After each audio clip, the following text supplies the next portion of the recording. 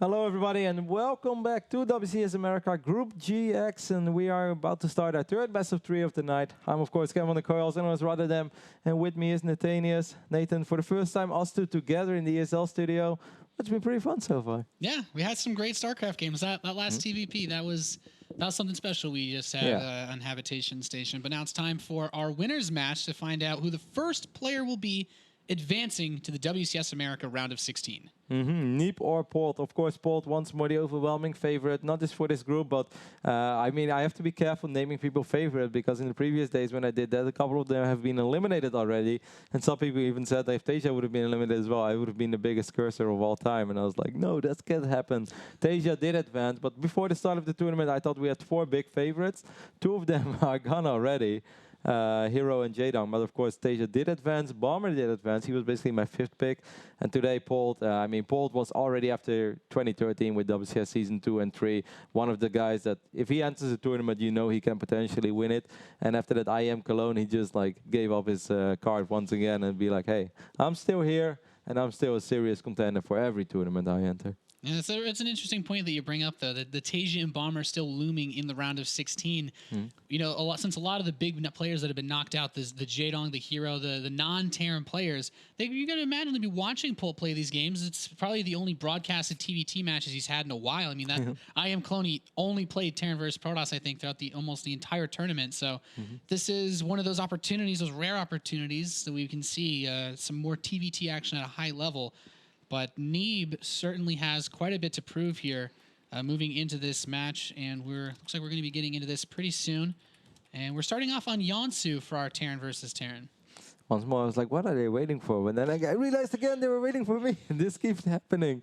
Yes, our first map is going to be played on Yeonsu. Do you think that Neeb is going to do something really crazy? Maybe like a double Rex, a lot of Reapers trying to catch Polt off guard one way or the other? So Yeonsu I wouldn't say is the greatest double Rax Reaper play. I mean, you certainly can do it, but I don't really see it much outside of maps like Heavy Rain, maybe Daedalus on a weird day. But Yeonsu is just a map you can do almost anything on. Maybe he's gonna try to preemptively see what like Polt does, and then like try to have a small answer for it, and then immediately run across the map with some siege tanks and siege them up on the low ground. I don't think it's bad to be aggressive. The main base is huge. Like Hellion drop play, really popular, really good on this map. And of course, Banshee play is just good because it's 2-player map, and there's like a couple angles you can approach the main base from. But we're loading into the map. And honestly, I think we could see anything out of either of these players. I expect Neeb again to be a more aggressive player, as Illusion was, since you're in a situation where you are against a heavily favored opponent. But I guess we're about to find out, guys. We are loaded into the map.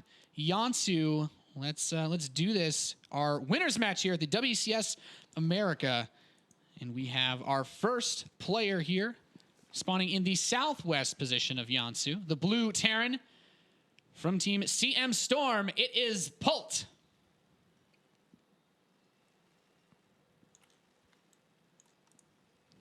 Managed to take his first match against Illusion quite handily with a 2-0 victory. And he is up against the red Terran player from Team Fnatic, who just defeated Minigun. It is Neeb. You know, one of those things that I always think cool is, or think that is cool about this matchup is that you can get those siege tanks out really quickly. And the moment they siege up over here, it's so easy to, after that, do some elevator play and then start putting on some real pressure on the Terran base.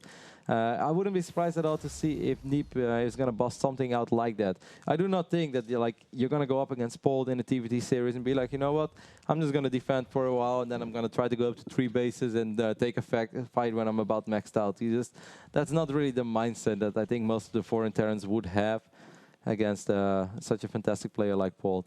He's just too scary for that, man. Polt is a very scary man. The thing is, when you play anybody that's not known for being cheesy, when you play anyone that's known for being good at these types of macro games, that's the last thing you want to do when you're playing up against them. And Polt is certainly one of the, I'd say, top Terran, one of the top Terrans overall. He's got multiple championships in the last couple of years, especially the WCS America championships.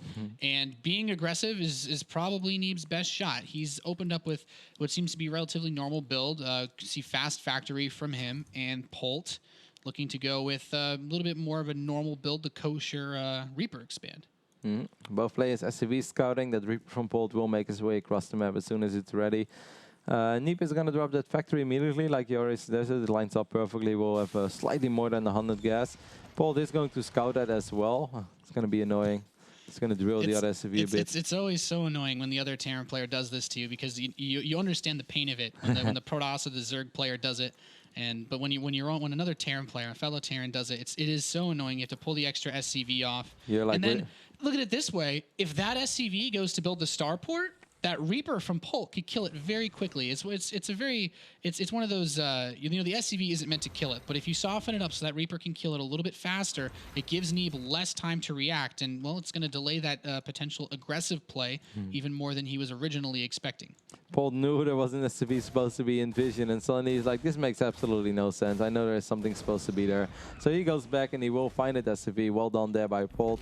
Looking on the other side of the map for Neeb, will most likely drop a attack lab on this one, and then he's going to switch it up with the starport. This looks a lot like a Banshee opening, doesn't it?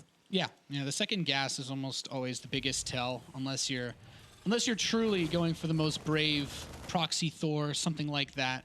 The second gas almost always leans into this Banshee play. Some players, like Innovation, would do a little bit more weirdly defensive builds because they too are big macro players, like a fast Raven. But I anticipate Neeb will try to get aggressive with this, and Polt, he kind of knows. He hasn't seen the second gas, but you can get a feel for this type of build, and now the Reaper should be able to confirm it. That SCV, despite being as weak as it was not ever really vulnerable, but he spots this. He even puts the Reaper under to delay the starport from landing. Is quite annoying. So funny. This one little guy can keep this big building up in the sky.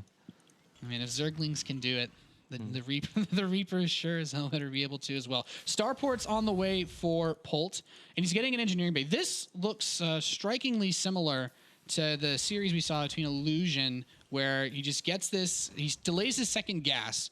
He doesn't get the fast second gas so that he can get his engineering bay up. This is where those resources go. He has a couple of Marines out, and this is a very solid way to open up. And I really like that Polt gets this Widow Mine, because against Illusion, he was able to use it to keep any of the ground units away from attacking his natural, which allowed him to keep all those Marines in his main base to defend against the Banshee. So Neeb is going for what could be all-out aggression, though. He's already got a siege tank in production. This is looking like, as you said, that potential very fast siege play. He does look like he's saved enough resources to still squeeze out an expansion with this build, but this is mostly looking to do a lot of damage in the next 2 minutes or so. Maybe when he gets his second siege tank out, he'll try to push out with a huge number of Marines as well. Exactly, and even though this Banshee might not be able to get a whole lot done, as long as he keeps it alive, then it's already good enough, because he forced out those 3 missile turrets. But Neeb, are you paying attention? Does he see this Widow Mine? He does not see it. The Widow Mine will get a really juicy shot off, and I have to feel that this is almost it for that Banshee already, at least for now. Yeah, I mean, he has a missile turret there, so only take one shot from that to kill him, and will he even react to that in time? Does see it, so... Even a revealed cloak, I guess, like Polt already knew, but it could have been a fake as well. Well, it's one of those things where he didn't lose the Banshee. He's setting himself up for another attack, but Polt did build the engineering base, so 125 resources there, 300 resources into these missile turrets, and then it's something that's actually delayed Polt's infrastructure a lot in these previous games. He always seems to have his extra barracks up later than his opponent, but he's willing to do that in exchange for surviving in the early game. He doesn't want to risk losing any of his economy, and that's something that he's done a good job of holding on to. He has a couple worker lead. It's nothing huge, but it's something. Wow. And Neeb's natural is going to finish, and he's even dropping a third command center over here as well. So despite being economically behind for now, he will be able to eventually overtake Polt. And that might not actually be a bad play here. We've been a lot talking about like how Neeb should most likely be aggressive, as that could be his best opportunity.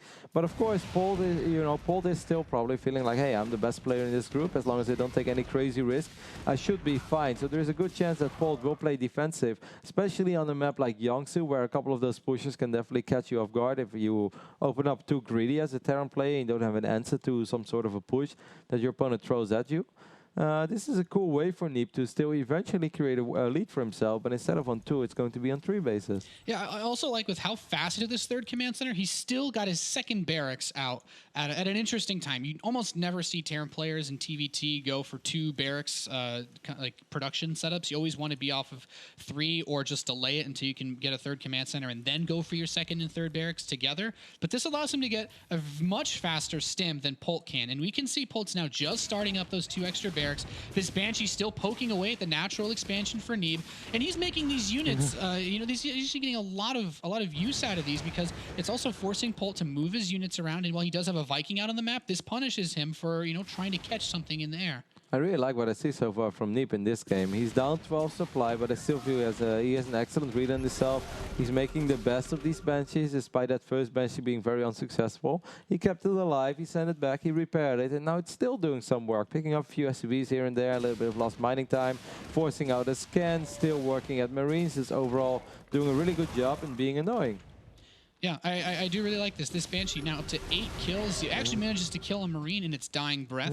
Polt does have a Banshee, keep in mind, on the right side of the map. There are no missile turrets for Neeb, so there's still potential for some damage to be done by Polt, as he has a Banshee moving into the natural as well. There's no missile turret on either side, and he just dropped down mules. So this could get, this is going to get a little bit dicey here, I think, Roddy. Yeah, this is the only thing that Neeb did not have an answer on. Polt kept those Banshees on the right side for a while, and that's really unfortunate. Neeb just decides to tap out as he realized after dropping both of those mules that those Banshees were going to do a devastating amount of damage. That's really unfortunate because things were lining up quite okay for Neeb. It's a bit painful to see a TVT end like that, but it's, you know, rarely do you see delayed Banshees, and then rarely do the delayed Banshees do a lot of damage. Sometimes they can catch you off guard because, you know, if you don't see them early on, it's like delayed oracles. Well, I didn't think it was fast oracles, so I got my infrastructure, got my 3rd base, and then I don't even think he had an engineering bay at that point to even start a missile turret. So. Yeah, he just started the engineering bay. I'm not sure if it was done yet or not, but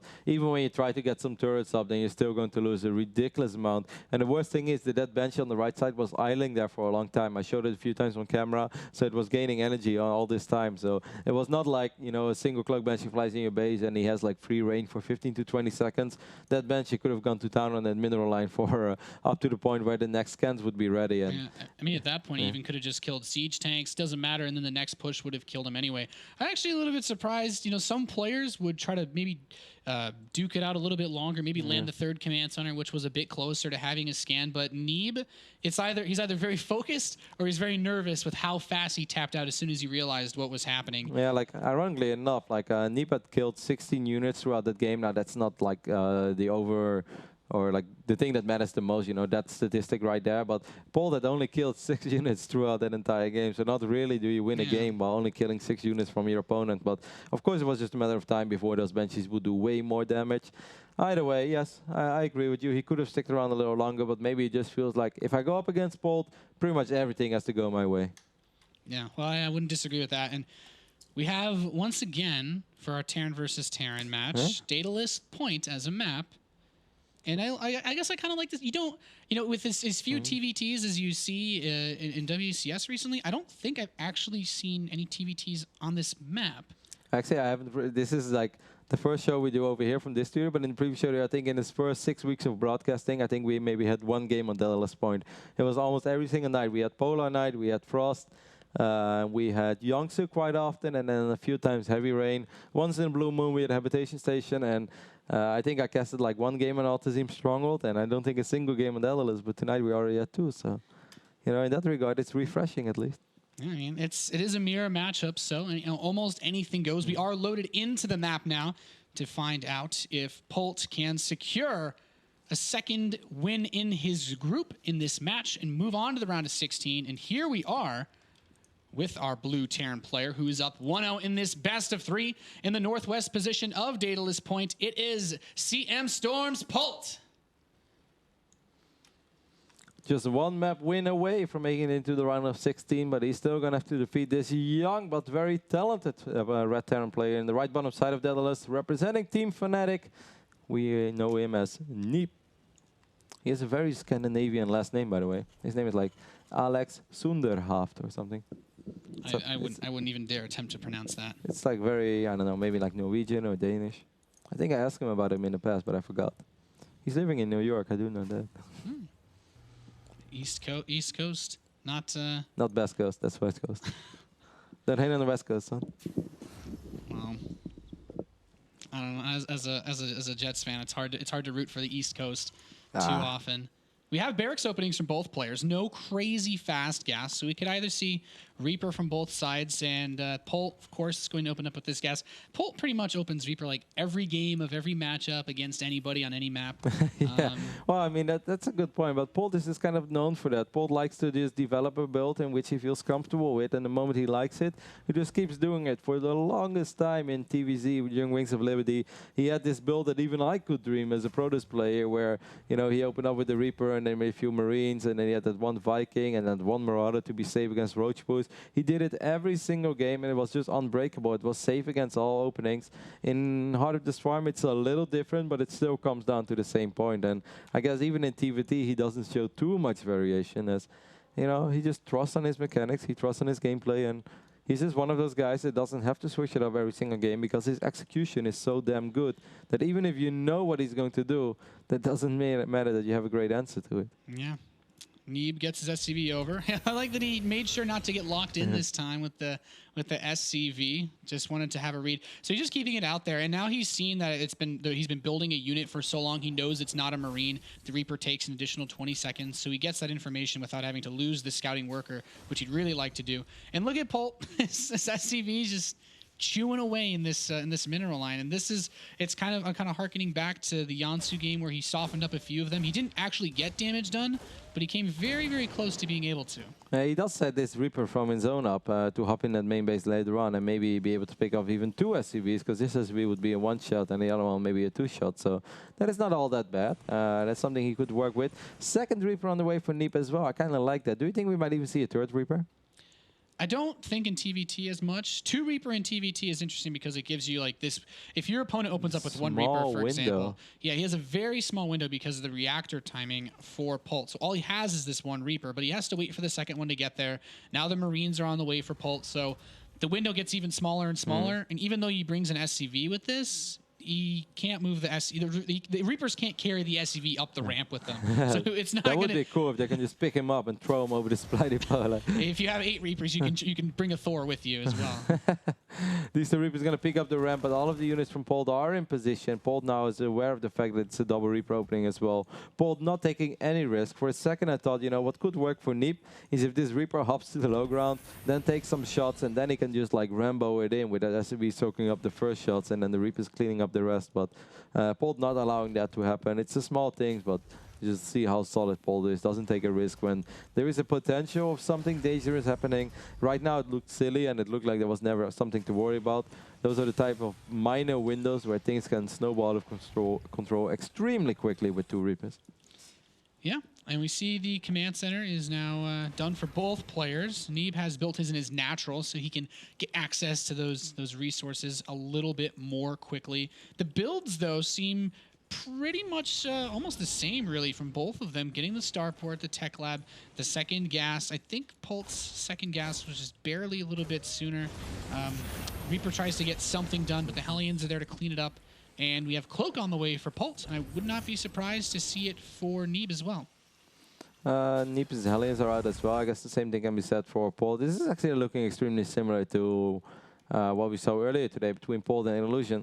And it's funny as well how Daedalus, just in every matchup, maybe PvP not that much, but definitely in ZVZ, this is just such a unique map in a way because of this weird or this wide ramp, and then also the large travel distance between this ramp and where normally the base is. This map just plays out so different than any other map right now, which completely changes the mirror matchups, whether it's ZVZ or TVT. And even in PvP, it's a little different, but it's not as drastic as in these 2 matchups.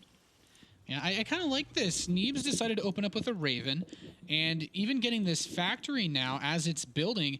I've seen only really one other player kind of open up with this style of 2 factory, and I wouldn't be surprised to see a reactor begin on the barracks for that starport later on. But we might have Neeb might do something like move the factory onto that tech lab for quick blue flame. He's building up a lot of Hellions, and just use the Raven and the Viking defensively. And Polt needs to be careful since this bunker does have the 2 Reapers. It can't really do anything to the Banshee, but oh wow, this might be a bad time to move out. Yeah, I'm not sure about that. Neeb will see it though because of this one bunker.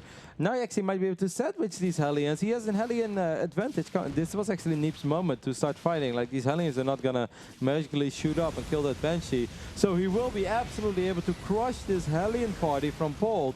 But how much damage will this Banshee be able to do? Yeah, he even scanned it. Yeah, the Banshee got 6 kills. The Raven used its auto turret to help defend against this, but this is a very weird small window where Neeb would normally be able to attack, but this bunker from Polt... And this tank. Yeah, this bunker in the tank, even if there was a tank and no bunker, I feel like if the Hellions can kill all the Marines fast enough, just the tank wouldn't be enough to clean it up if it gets close, but... It's a nice position for Neeb, but it's not one of those things that you can press as an advantage. It just means Polt can't really get aggressive for a while. He surprisingly enough still has a worker lead.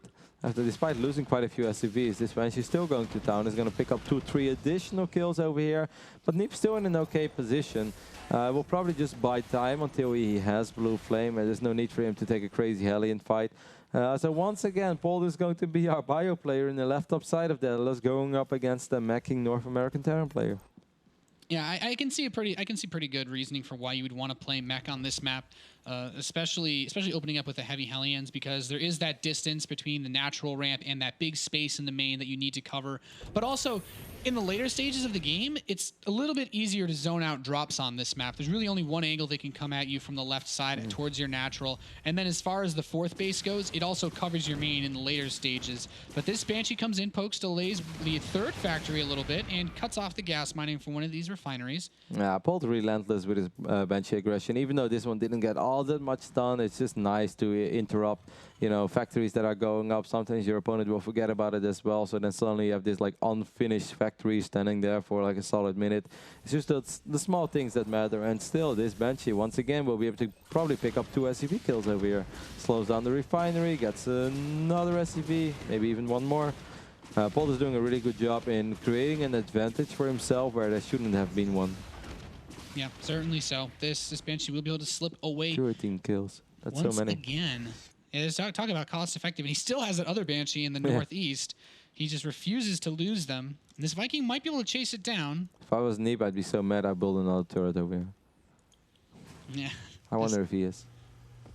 Yeah, it's one of those things where I don't think an auto turret there would be necessarily horrible, but I would just do it out of principle. I think he's just looking down the cliff just more. He's deep in like, thought. all my friends have fallen. Maybe I should go too. If only this cliff was covered by a turret. The Hellions are going to engage these Marauders. He point defense drones to block those shots, and Neeb is just trying to overwhelm this force with these Blue Flame Hellions. He has the tanks in the back and these Vikings. Polt once again finds himself with siege tanks chased by Hellions. The Vikings are going to land. Neeb wants to break this base. 2 tanks down. The bunker will fall. That siege tank being repaired en masse. He still has the tank in the back. He still has a Banshee, but Neeb is trying to get some damage done. With those Blue Flame Hellions, it is surprising amount of damage on these bio units. His army is running Tinder and Tinato. This final tank from Polt this time will fall.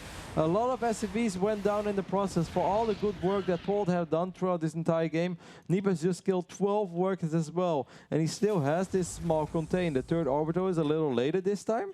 Yeah, well, you know what? That 3rd orbital is a lot faster than Illusion had it on this map. The Banshee delaying the production of that command center is very nice, though. Neeb is in... It's really weird to compare these situations that they kind of happened like this, but this is a much better place for Neeb than Illusion was in. There's nothing really here for Polt to hold this attack off. 30 supply lead. Neeb has not failed in his macro, and that is the difference that can really turn the tides here. Although I do feel if this 3rd base gets delayed long enough or even canceled, that could put a big damper. The Vikings do pick off that Banshee, so you can get back to building that, but this is going to be tough. Banshee comes in from the back. Bio comes from the front. He's forced to bring the SCVs towards these siege tanks. The Blue Flame Hellions are roasting these, and Polt does not have enough to break Neeb. He's up double the supply. 99-40, the Vikings land once again. Just one last siege tank with a few more Marines, and Polt has absolutely nothing. No SCVs left in the natural. Once again, this siege tank being pushed back by the Hellion Viking force, and I'm not sure Polt has what it takes to stop Neeb anymore in this game. There's nothing left for Polt. He came in as an overwhelming favorite, but our North American Terran player with the mech play on Daedalus will be able to even up this series. Man, those blue flame Hellions did some serious work there for Neeb. Yeah, it was a very nice attack, and it's one of those. It was really cool how he used the Raven that he had built early on to defend against the Banshees, the point defense drone over the Marauders with his initial attack. You know, Hellions don't trade well versus Marauders, you know, normally in small numbers. When you have enough of them, you can punch through them. You can kill the Marines behind them with the splash damage from the blue flame as well, but that point defense drone just eats up so many shots. You have just enough extra firepower to break through those lines. And that was a very well executed attack by Neeb, despite being pulled around by those Banshees that got, what was it, 15, 16 SCV kills? Yeah, like in grand total, 15 SCVs were fallen, but still Neeb producing a ridiculous amount of Hellions, Blue Flame being ready at the right moment. And that was just the perfect engagement for him. Did Polt have to be out there on the map in that phase in the game? I don't think so. Like, I think he should have always at least kept like one tank on the high ground. He got it later on, but I felt a tank, if he would have been there before, would have been able to get 4, 5, 6 free shots off.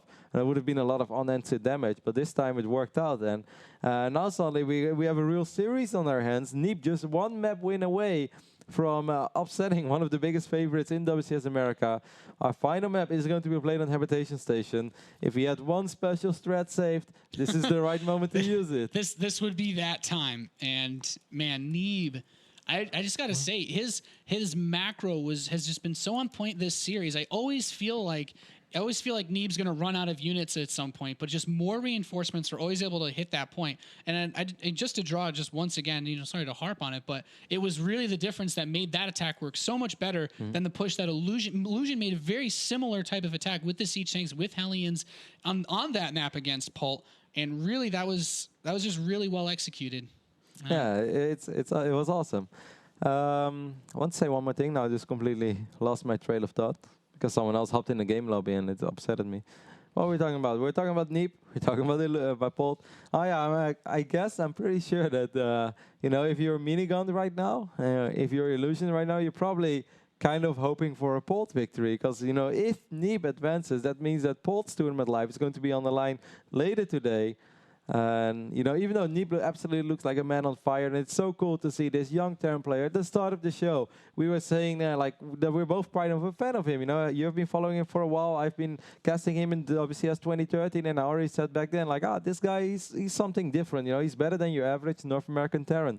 Our third game is live, so we can go ahead and jump into the game. But I still think it's super cool, because, you know, often, like, people sit at home and they think, like, they're just trying to make the game sound exciting. I doubt he's really that good.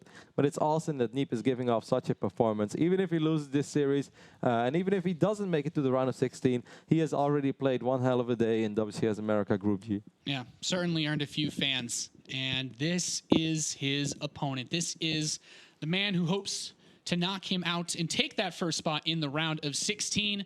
Our blue Terran player in the northeast of Habitation Station, it is CM Storm's Polt. Polt has never fallen in WCS round of 32, now that I recall it. Of course, he was the winner of Season 2, the winner of Season 3 as well. And even in WCS Season 1 of 2013, he made it to the round of 16. Back then, he was only in a 3-man group, because I remember Violet couldn't make it that day. And that was all Terrans. I know Alive was in it, and one more, which could have been Ri Young, but I'm not sure about that. It's a long time ago. But either way, Polt has always made it at least to the round of 16. So it's going to be hard to go up against him. Neeb be trying to make records, all sorts of WCS records today. He's opening up with that fast gas once again. And I stand by what I said earlier. I don't think this map gives the most versatility, the most potential for Reaper-based play. So Polt won't have much of an aggressive opportunity to use on this map with his Reapers. But that also means it's easier for Neeb to be safe by getting this early factory, delaying the barracks a little bit. And this map with a close air distance, he could go for fast Banshees. He could go for a Hellion Marine drop. And this is a pretty good map for that. It's very easy to get to your opponent's base without being seen. Yeah, I can't wait to see what Neeb is going to do. You know, just one crazy TVT build is all that he needs right now to secure his ticket to Cologne for WCS America round of 16.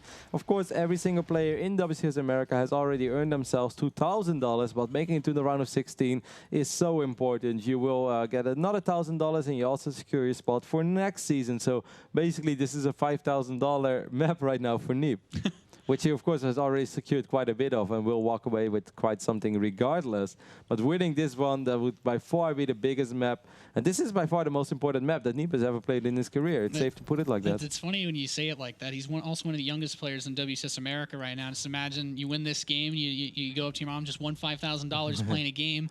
I think the first thing is mom will say, all right, son, you get back to practice.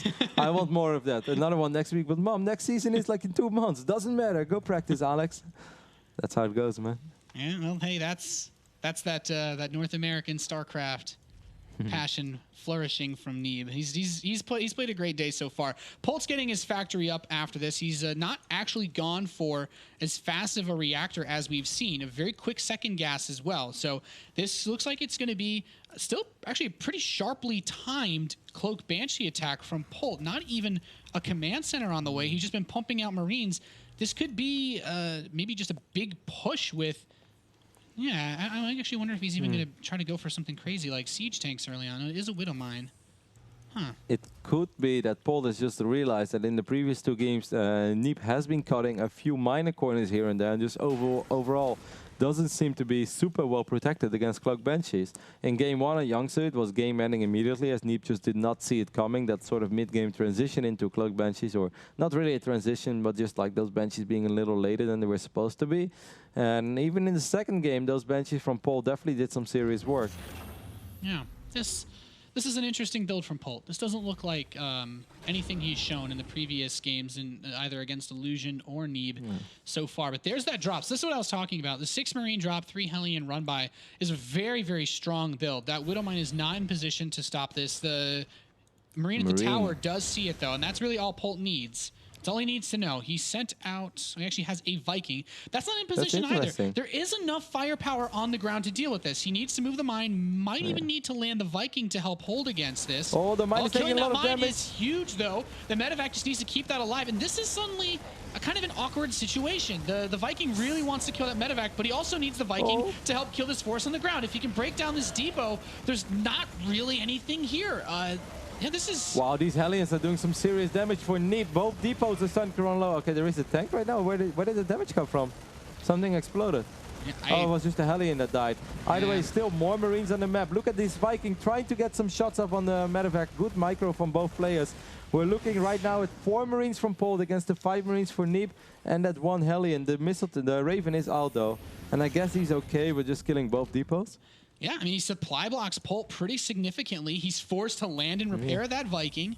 And he has a Cloak on the way. He has a Banshee. He'd like to have a Banshee on the way. That was like the coolest dance I've ever seen between a Viking and a medevac. Yeah, well, you know, it all came down to hitting that Widow Mine. You know, if that Widow Mine detonates and then the Viking kills the medevac, then boom, you have a bunch of low health Marines that can't do anything, and suddenly Polt looks like he can maybe even counterattack. But Neeb keeps all those Marines alive. He even repairs the medevac. He doesn't lose anything, and now he's producing his own Vikings. So Polt's going to try to go out with his, and suddenly Neeb with 2 Vikings is going to say, yeah, I'll gladly just kill your units for free. Thanks. Oh, that's such a good trade for Neeb again. Polt thinking, all right, I'm okay with a standoff. You kill me, I kill you. As of course, the Viking attack animation travels for, you know, a half a second. So both Vikings will get their final shot off, but then the second Viking suddenly arrives for Neeb. Everything going so far in the way of this very young Terran player who does have that turret command center already up and on the way, which Polt is absolutely, I want to say, unaware of. But it almost feels like there's a bit of indecision from Polt. He had Cloak on the way. He just decided to cancel it. He just lifted the starport, said, you know, I'm just not going to head down that road. He moves very fast to 5 barracks. I think one of the first times you've seen him rush this out before getting a 3rd command center. And Neeb is still here. And sees this siege thing. He's like, yeah, maybe I can pick that off, lift off, kill a few SCVs, kill a Marine or 2. And since he picked off those Vikings, there's what can Polt do? He has to chase with unstimmed Marines. Might be able to get a few SCVs again. One of the missile auto turrets will go down. It's going to push his medevac out for now. Still, though, Neeb is up 7 SCVs, and he has this 3rd command center or 3rd orbital up and running real soon. More Rexes are going down. His stim is 30-40 seconds behind, but that doesn't change all that much. I think he's going to try to drop some Marines on these SCVs and let this tank do some friendly fire. This is so well done by Neeb. Neeb's control has been flawless. It's really weird because Polt wants to build medevacs, and he is building medevacs. That means he can't build Vikings, so this medevac from Neeb can continue to just run around and be a huge nuisance. Neeb has a bit of a supply lead. Polt scans, and he sees everything. He's like, oh my goodness. Okay, your barracks are a bit later, but you have a third command center moving out. He sees everything he doesn't want to see. It's one of those moments where you throw down a scan and you're like, all right, I'm scanning because I want to know what's going on, but do I really? And then you see, you're like, oh God. Oh God, what do I do now? And yeah, what do you do now? He's 15 workers behind. This is really Neeb's game. Yeah, a little tough. +1 attack on the way for both players. So the only advantage that Polt has is he has this infrastructure ready a little bit sooner. He has 5 barracks ready to churn out Marines. He has a good number of them on the field, and he has his stim pack 10 seconds away. There's still about almost a minute left for Neeb. This third command center, he needs to be careful because with the healing power and stim, just a couple of siege tanks might not be enough. Both of his tanks are on siege now as well, and there will be this minor window where Polt has stim and Neeb does not. Who throws down a scan there? Okay, it's Neeb. This is pretty rough. He knows the army isn't outside, but there's nothing here. I think he's going to be able to kill all these SCVs. I don't think he should be able to get the command center. That would be, if he was able to get this, it's got it low. I actually feel like focusing the command center and not getting those SCVs, he missed. I feel like he actually could have done more damage than maybe it seemed like. He has even the Raven is coming out to the main base.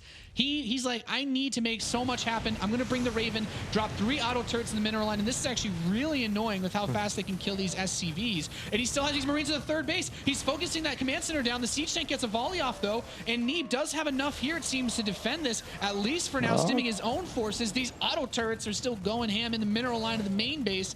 And Neeb, well, I feel like this game's an equalize a little bit, but Polt, still no third command center. It's still okay for Neeb. I felt that this was one of those moments where he could definitely fall apart against the multitasking of a fantastic player like Polt.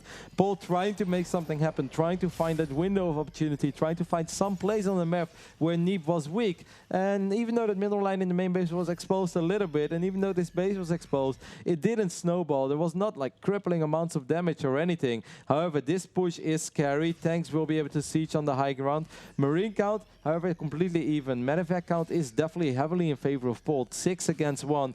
Neeb throws down a sensor tower. He needs to stop supply blocking himself. Maybe call down 4 depots. He has tanks. Are they stuck or something? Like, what's going on over here? Yeah, this actually, you know, normally be like, okay, I have 1 or 2 units misrallied, but there's no third CC.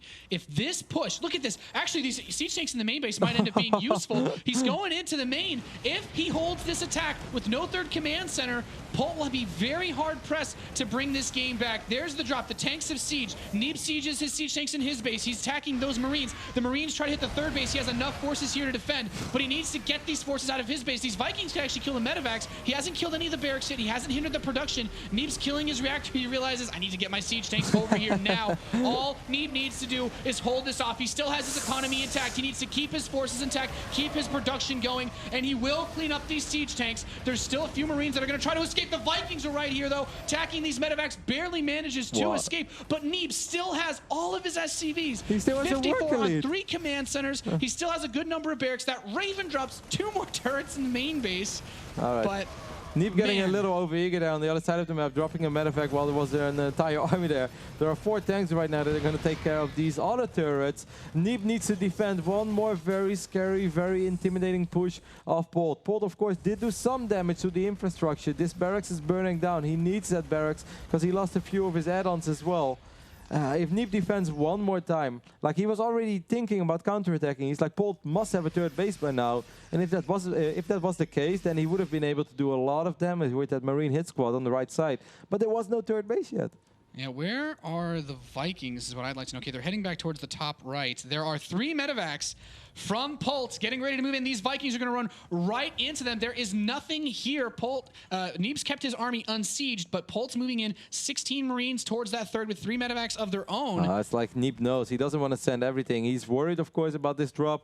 This drop pops up on the sensor tower once more. So Neeb knows what time it is, but he also knows that he needs to keep something over here. He knows that he can't leave that base exposed. And with these tanks on the low ground, this should be... Oh, there's a lot of Marines for Polt, but I still think the tank should be enough. Yeah, it's close. He SCVs, shoot up a lot of them. The Vikings and the missile turret adding a lot of extra power into this. This mineral line's been assailed by auto turrets. There's actually still another auto turret in here, but the Marines are going to clean up a lot of these SCVs. Yeah, more of Neeb's forces run in. For the first time, Neeb will take a lot of economic damage, but he still has that turret orbital command. So right now, Neeb is still 4 workers ahead, and he still has that orbital, but all he needs to do is just stabilize for a little bit. And he's lost 36 workers and still has a worker lead over Polt. So you can see how many resources have been invested. And this, you know, it's really funny. In many circumstances, a Terran player can get away just looking at the 3rd command center of Neeb with having a lot of damage on a base. But I feel like with how much attention Polt's put towards trying to snipe this off, it actually makes me nervous that his 3rd CC is under half health. But Neeb wants to move across the map. He has a drop in the main base of Polt, picking off some of these supply depots, picking off some of these forces. He's moving his main army out, and Polt's army is moving across the center. Keep in mind, there's no combat shield for Neeb yet, only halfway done. Is he going to go for the base rate? It looks like Polt is totally okay with this. I feel this might be Polt's best chance, because Polt knows that Neeb is going to be maxed out way before him. Even though Neeb should be able to do a lot more economic damage, or even damage to the infrastructure, way before Polt can do the same thing on the other side of the map. This tank will fall. This is enough Marines to secure the main. What is going on the other side of the map? That's a lot of Marines for Neeb. If Neeb is able to buy time and maybe get 1 or 2 tanks out, then he would be able to buy so much time and free units for himself.